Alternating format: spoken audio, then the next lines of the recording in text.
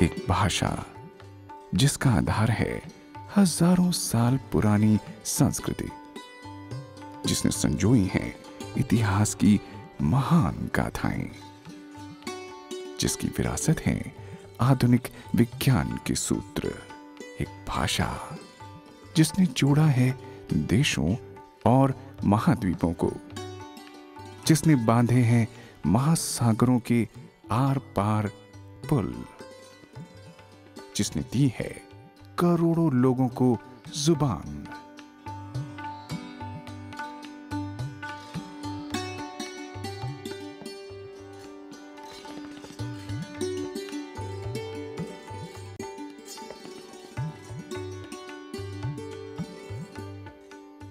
हिंदी एक ऐसी भाषा जो परंपरा की नींव पर खड़ी भविष्य के आसमान छू रही है। हिंदी अब विश्व भाषा बन चुकी है। गंगा और यमुना के पानी से सींची गई इस जुबान को बोलने वाले दुनिया के 132 देशों में हैं। भारत में और भारत के बाहर दुनिया का कोई ऐसा कोना नहीं है, चाहे वो यूरोप हो, एशिया हो, अफ्रीका हो, जहाँ लैटिन अमेरिका हो, जहाँ पे हिंदी का प्रसार ना हो या हिंदी से जुड़ी संस्थाएं ना हो। तो इसको मद्देनज़र रखते हुए हम सोचते हैं जो आज जो भारत की उभरती हुई तस्वीर है विश्व मंच पर, भारत की जिस तरह से पहचान है एक बड़ी शक्ति के रूप में, उसको देखते हुए हिंदी को अपना स्थान मिलना चाहिए।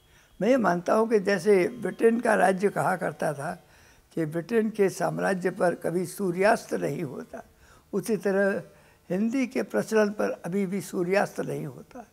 कभी फिजी में सूर्योदय होता है तो सूर्यास्त हो रहा है कैरिबियन में, और जब कैरिबियन में सूर्योदय होता है तो फिजी में सूर्यास्त हो रहा होता है। आज भी ये हालत है कि हिंदी पर कभी सूर्य डूबता नहीं।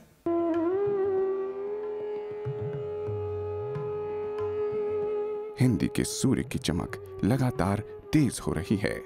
8वें विश्व हिंदी सम्मेलन के जरिए हिंदी एक बार फिर उस दरवाजे पर अपने अधिकार की दस्तक दे रही है जो खुलता है दुनिया के सबसे बड़े मंच पर। दुनिया के 192 देशों का परिवार संयुक्त राष्ट्र, जिसकी बुनियाद 62 साल पहले रखी गई।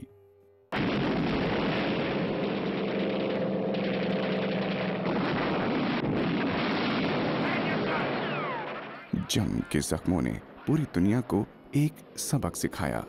ये था अमन की अहमियत का सबक। इसी अमन को कायम रखने के लिए संयुक्त राष्ट्र संघ का गठन हुआ।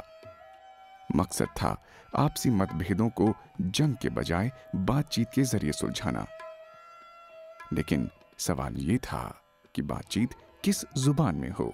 ऐसे में जरूरत पड़ी संयुक्त राष्ट्र आधिकारिक भाषा या भाषाओं की। शुरुआत हुई 4 भाषाओं से। पहली अंग्रेजी, यानी वो भाषा जिसे दुनिया भर में संपर्क की भाषा माना गया। दूसरी फ्रांसीसी, जो उस वक्त कूटनीति की भाषा थी। इसके बाद थी रूसी और चीनी। ये 2 भाषाएं इस नाते भी आधिकारिक भाषाएं बनी क्योंकि रूस और चीन अपने अपने ढंग से महाशक्ति थे। 1973 में स्पेनी और अरबी 2 और भाषाएं संयुक्त राष्ट्र की आधिकारिक भाषाएं बनी। तर्क ये था कि इन दोनों भाषाओं को बोलने वाले दुनिया के बहुत से देशों में मौजूद हैं, और यही वो वक्त था जब हिंदी भाषियों के मन में सवाल उठा कि हिंदी क्यों नहीं।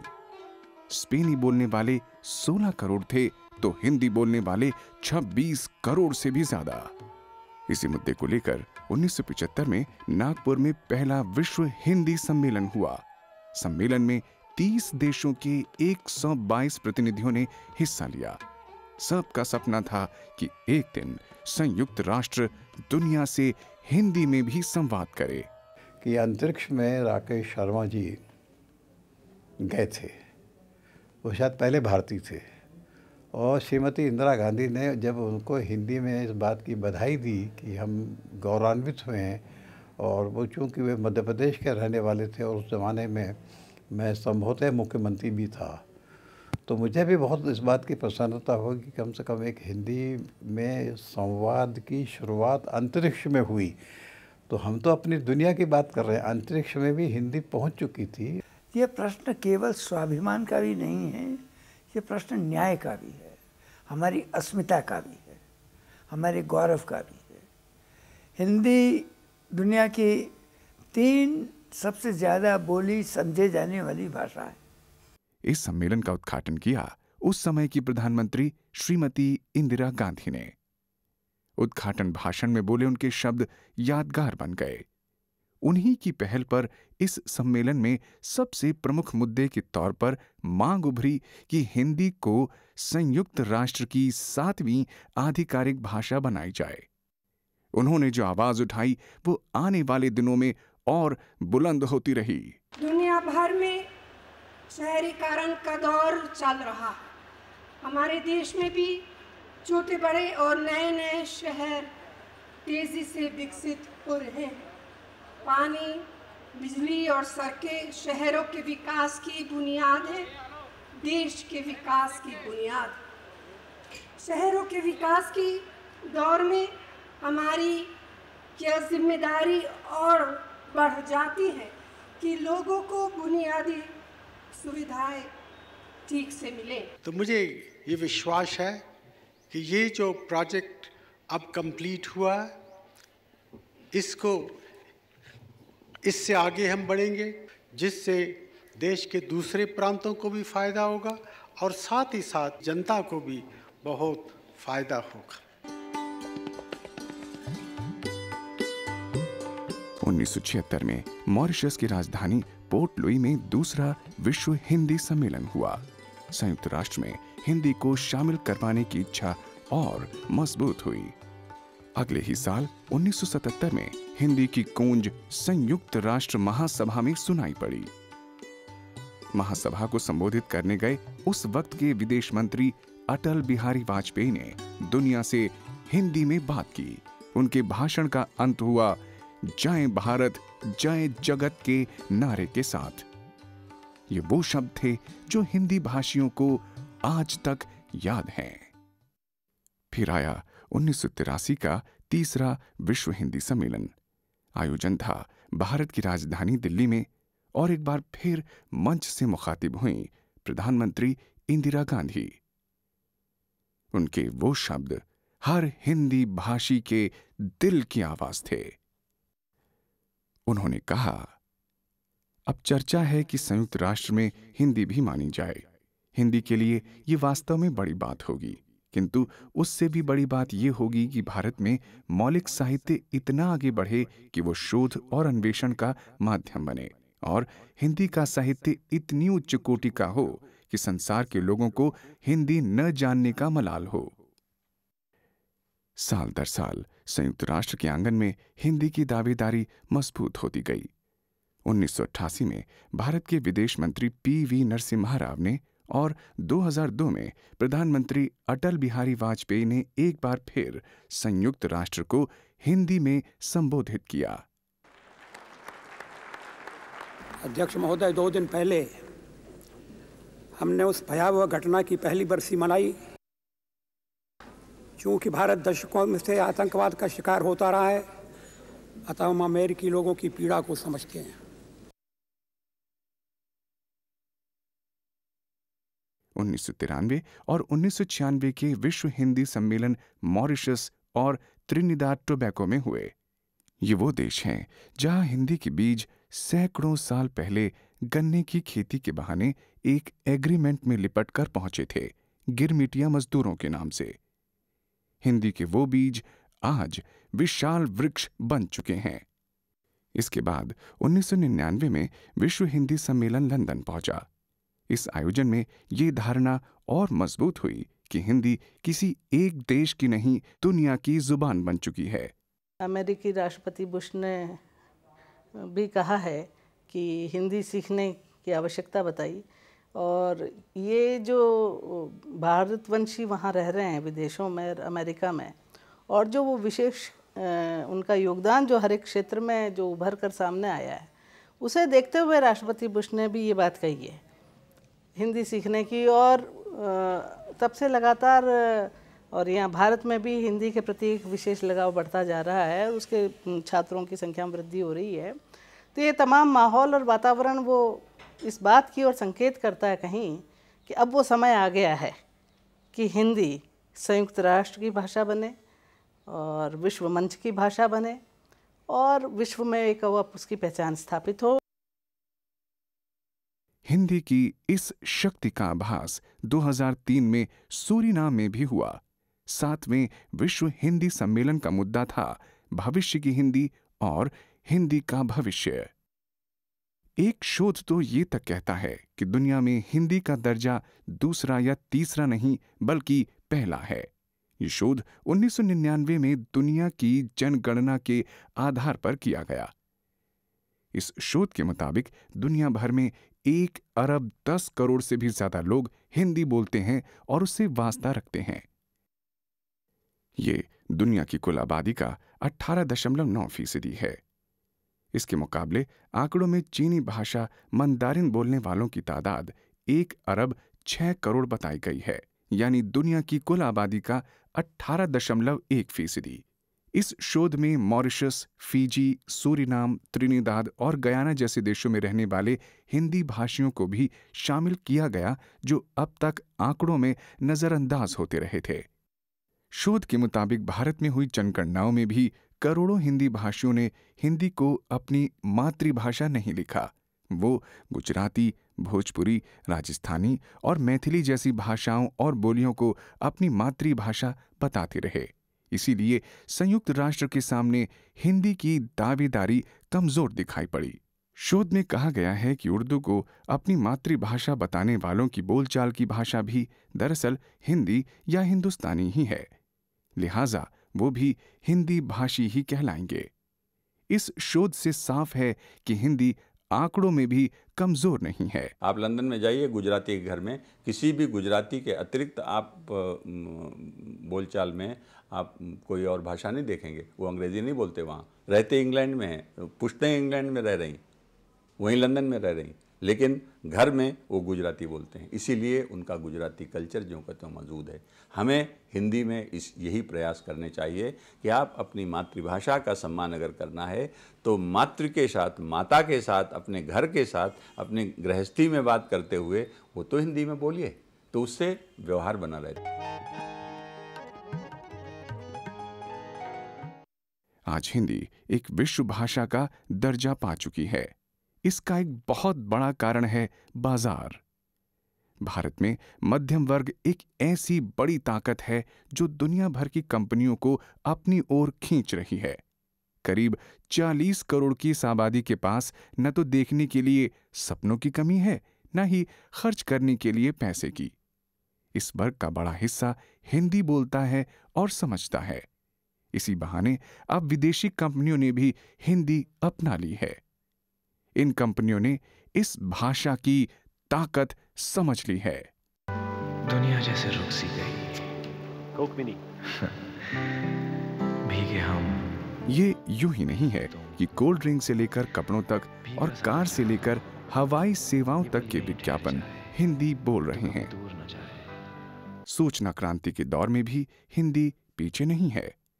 आखिर क्यों सॉफ्टवेयर से लेकर इंटरनेट सेवाओं तक सब क ख ग सीख गए हैं? अगर ये विश्व भाषा के तौर पर हिंदी के कद का सबूत नहीं है तो क्या है?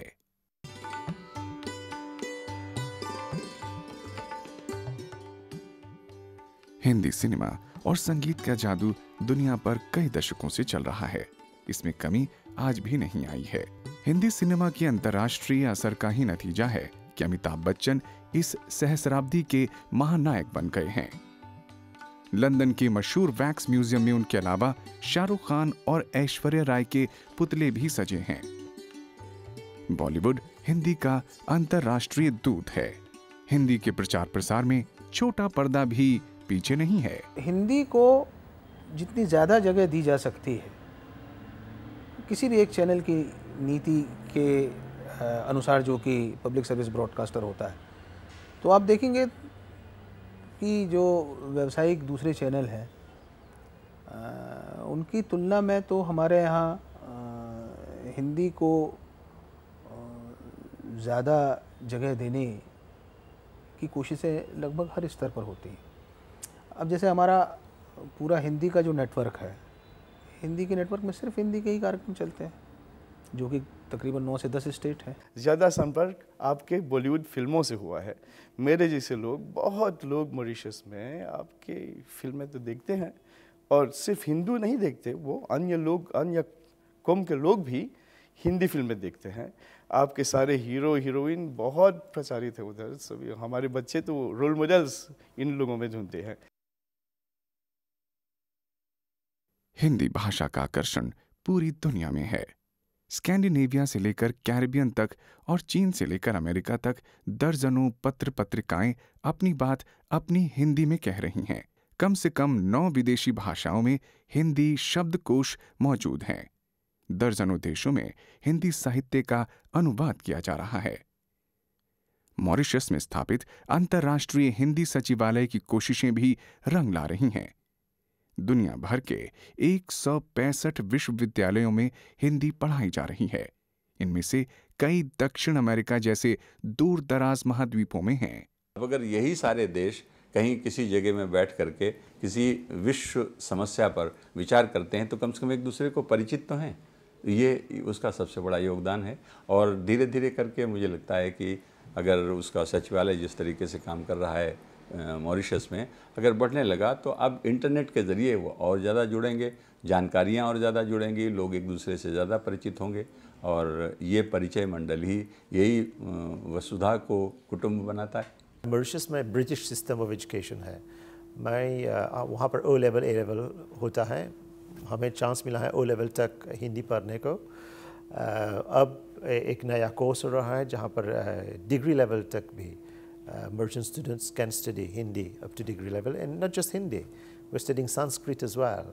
और एक दूसरा मूवमेंट है जहाँ पर अब छात्रियों students would like to learn Bhojpuri as well.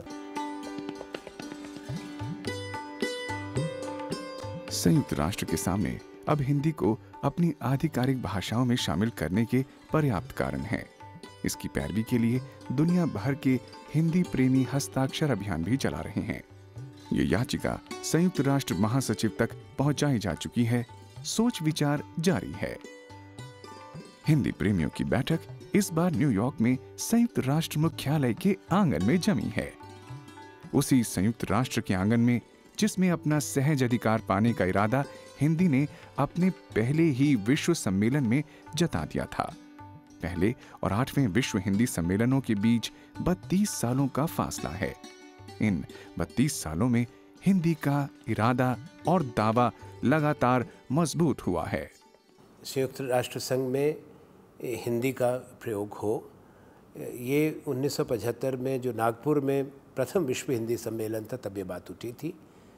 और आज महत्व इस बात का है कि इस सम्मेलन का जो उद्घाटन समारोह है वो संयुक्त राष्ट्र संघ के मुख्यालय में होगा। उसके साथ ही चाहे संयुक्त राष्ट्र संघ के अध्यक्ष हैं, महासचिव हैं, दूसरे अधिकारी हैं, दूसरे देशों के प्रतिनिधि हैं, उनको उसमें शामिल होकर उस समारोह को देखकर स्वयं एक संदेश मिलेगा। मतलब हम आपके घर के अंदर आपसे ये हम बताना चाहते हैं कि हम विश्व भाषा हैं, समूचे विश्व के लोग यहाँ एकत्र हैं और अगर आप इस पर विचार करेंगे कि हिंदी को विश्व भाषा बनाया जाए तो कोई असुविधा आपको नहीं होगी, क्योंकि आप देख लीजिए कि किस तरीके से यहाँ हम आपके ही मंच में, आपके ही सभागार में हम वो गुंजायमान कर रहे हैं। तो सांकेतिक अर्थ तो है और इसी सांकेतिक अर्थ को ध्वनित करने के लिए ये हो भी रहा है, तो उसमें बुराई क्या है। इस 8वें विश्व हिंदी सम्मेलन पर करोड़ों हिंदी प्रेमियों की उम्मीद टिकी है। उन्हें भरोसा है कि संयुक्त राष्ट्र के घर में मेहमान बनकर पहुंची हिंदी जल्दी ही इस घर की सदस्य बन जाएगी। आने वाला दौर उसी भाषा का है जिसके व्याकरण का आधार वैज्ञानिक होगा और जिसकी बोली कंप्यूटर भी समझेगा। संस्कृत की बेटी होने के नाते हिंदी के पास ये सब खूबियां मौजूद हैं। दुनिया जिस भाषा को पहचान रही है, अपना रही है, उसे अब दुनिया का सबसे बड़ा मंच ज्यादा दिनों तक नजरअंदाज नहीं कर सकता। वो घड़ी शायद अब दूर नहीं जब संयुक्त राष्ट्र की आधिकारिक भाषाओं में एक नया नाम और जुड़ेगा और ये नाम होगा हिंदी।